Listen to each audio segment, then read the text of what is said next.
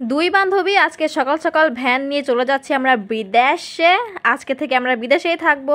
So hey guys, আসসালামু আলাইকুম। কেমন আছো তোমরা সবাই? আজকে সকাল সকাল খাচ্ছি এখন আমি রুটি। একদম গরম গরম রুটি বানিয়ে আম্মু আমার মুখের সামনে নিয়ে হাজির করছে। আমি তো আর লোভ সামলাতে পারি নাই, তো বসে গেলাম খাওয়া দাওয়া করতে। এমনিতে আমি সকালে কিছু খাই না, কারণ দাঁত ব্রাশ করার পরে আমার কেন জানি সব খাবারের টেস্ট অদ্ভুত লাগে। তো খাওয়া দাওয়া শেষ করে এখন আমি যাচ্ছি প্রাইভেটে। আর তোমরা কি নোটিস করছো যে আজকে আমি পরছি একদম হালকা কালারের একটা ড্রেস, যেটা তোমরা কখনোই দেখোনি, তবে আজকে দেখতেছো। ভাই আল্লাহ আমাকে বানাইছেই কালো, এই জন্যই আমি হালকা কালারের ড্রেস পরি না। তো আজকে একটু সাহস নিয়ে পরেই ফেললাম।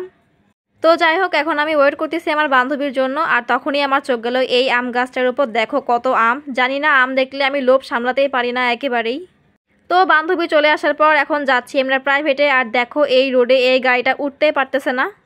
আসলে অনেকদিন যাবতই এই আমাদের বাস স্ট্যান্ডের রোডটা ঠিক করতেছে, মানে অনেক বড় করতেছে। এই জন্যই এই রাস্তাটা একদমই অদ্ভুত হয়ে গেছে, মানে রাস্তাটা একেবারে ভাঙচুর হয়ে গেছে। আর তাই দেখো এই গাড়িটা কতটা রিস্ক নিয়ে উঠতেছে। আমি তো ভয়তে এখানে দাঁড়াইয়ে আছি। আগে গাড়ি যাবে, তারপরে আমি যাব ভাই।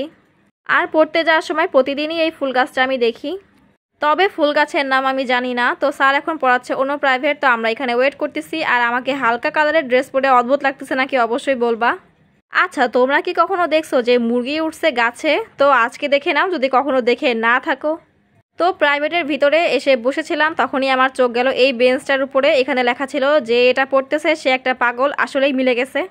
ছোটবেলায় এই বেঞ্চে নিজের নাম না লিখলে কেন জানি এই পড়ানটাতে শান্তি লাগতো না। ছোটবেলায় কি, আমি তো এখনও এই কাজ করি। তো প্রাইভেট শেষ করে চলে আসলাম এই দোকানটাতে একটু কিছু খাবো। তোমরা তো জানোই আমি কি পরিমাণে পেটুক। তো এখান থেকে নিয়ে নিলাম চিপস, 2টা ট্যাঙ্ক আর 2টা জুগুবুগু, লিচু। তো সব কিছু নিয়ে একদম ব্যাগ বস্তা ভরে এখন চিপস খেতে খেতে চলে আসলাম এই বাস স্ট্যান্ডের রোডে।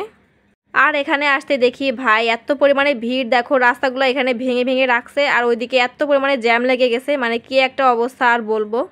এখান দিয়ে এখন গাড়ি যাওয়া বা রাস্তা পার হওয়া দুটাই অনেক বেশি রিস্ক। তো তারপরে নিয়ে নিলাম ভ্যান। ভ্যানে উঠে করে যাবে এখন টুস করে উঠতে উঠতে বাসায়। আর বাইরে দেখো বেশ মেঘলা লাগছে। তো বাসায় আসতেই আমার চোখ পড়লো এই ট্যাংটার উপর। মনে হলো এটা এখন গুলিয়ে গুলিয়ে খাই। অনেক শখ করে কিনছিলাম ভাই আমি অন্য ফ্লেভারটা খাই, বাট আজকে কিনছি অন্যটা। এটা বানানোর পরে জানি না টেস্টটা আমার কাছে একটু ভালো লাগে নাই। পরে যে এর মধ্যে আমি অনেক চিনি দিছিলাম, তারপরে এটা খেতে পারছি, না হলে খেতে পারতাম না। আমার আম্মু আজকে দেখি মাছ ভাজি করছে, এটা দেখেই মনে হলো যে একটু পান্তা ভাত খাই। তার উপর ভাই প্রতিদিন নিজের ব্লগ দেখে নিজেরই খেতে ইচ্ছা করে। আমি আগের দিনে দেখতেছিলাম আমার ওই পান্তা ভাত খাওয়ার ভিডিও। তো আমি এখানে সুন্দর করে ভাতে পানি দিয়ে রাখতেছি, অনেক পরেই খাবো। অবশ্য ওভারনাইট রাখলে ভালো হয়, তবে কিছু করার নাই, এখন ইচ্ছা হয়েছে তাই এখনই ভাত ভিজিয়ে রাখছি। আম্মু খেতে আসছে, এজন্য আম্মু টিফিনটাও রেডি করে ফেললাম। আর এই তো আমার ভাত। আর এই তো প্রায় 5-6 ঘন্টা পরে এখন আমি খাচ্ছি পান্তা ভাত। তো লবণ দিয়ে সুন্দর করে মাখিয়ে নিচ্ছি। আর এখন দেখো একটা পেঁয়াজও নিয়ে নিছি। ঝাল নিব না ভাই, ঝাল খেয়ে আগদিন আমার অবস্থা পুরাই খারাপ হয়ে গেছিলো। আর এই দেখো মাছ ভাজি, যেটা অনেক ক্রিস্পি হয়েছিল। আর এটা দেখেই আমার ইচ্ছা করলো পান্তা ভাত খেতে। তো রেডি হয়ে গেছে পান্তা ভাত খেতে। আমার আম্মু চিকেন ফ্রাইও বানাইছিল, দেখো একদম টিফিন বক্সে একদম বক্স করে রাখছিল, বাট আমি খেয়ে ফেলছি অলরেডি আগে একটা। হ্যাঁ গাইস, তোমরা আমরা খাওয়া দেখে অজ্ঞান হয়ে যাও না। আমি একটু হাবাতে আছি। সো